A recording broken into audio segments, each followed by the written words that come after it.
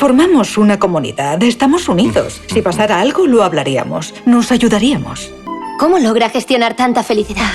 ¿Logra mantener los pies en la tierra?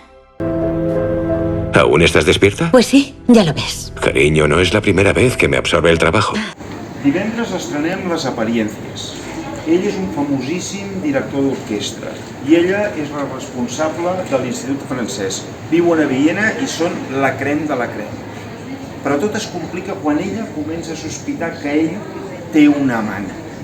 És una pel·lícula que comença amb comèdia, que passa al drama, que després va a la intriga i fins i tot al suspens.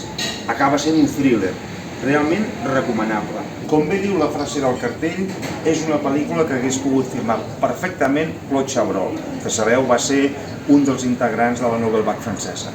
¿Sabes, Malo? Tu padre y yo nunca nos separaremos. ¿Solo te interesa eso? ¿El prestigio, las apariencias?